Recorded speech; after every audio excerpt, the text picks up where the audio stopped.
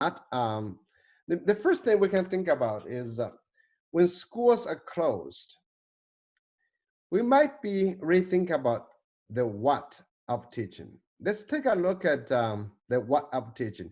We've been debating that for a long time, and every few years we have new reports coming out to tell us we should be teaching this and teaching that and teaching that. Schools have been asked to teach a lot, but most of this a lot had nothing to do with children. They are really the design or thinking of adults, and quite old adults, honestly, to be able to have a voice in deciding what schools should do. And so what I want to change that to say, okay, what do we really need to teach? Can we start from children, not starting from the curriculum?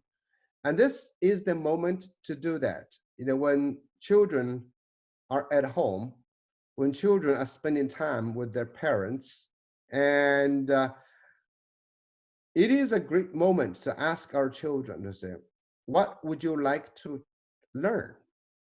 And what would you want to learn more? What don't you want to learn? I think that's the biggest thing we can start with about personalization. Personalization has been used and adopted by schools in many different ways. Mostly has to do with the process. So the personalization has to do with the, when do you want to learn, how you want to develop that, and even with the curriculum, we take the curriculum, we personalize the curriculum, we try to make it okay. You can learn this faster, you can learn this slower, but seldom have we really talked about what do children want to learn. And we know that children are very different. They are different from each other. And there are some common things, people would call it the basics, that our children need to develop the same ideas, the basic things. But those are very basic.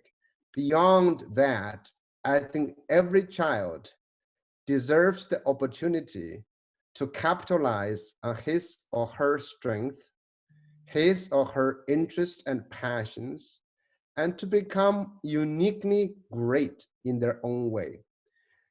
There's a lot of research supporting that. In the new age, we call it the fourth industrial revolution. The fourth industrial revolution, or some people call it the second machine age, which is the computers beyond what we had in the industrial revolution. We need people who will be different from machines. And this Tim Cook of Apple has been talking about, he's not afraid of machines more and more like human beings. He's more afraid of human beings becoming more and more mechanic, more and more like machines. And our traditional education, in a way of trying to teach a subject, teach the curriculum, is in essence trying to make our children the same. So my approach would say, let's re-examine, let's ask our children what they would like to learn. Let's co-create a curriculum that's emergent based on our children's learning and interest, and expand that. So that's the first thing I think we can rethink. I do encourage many schools to rethink.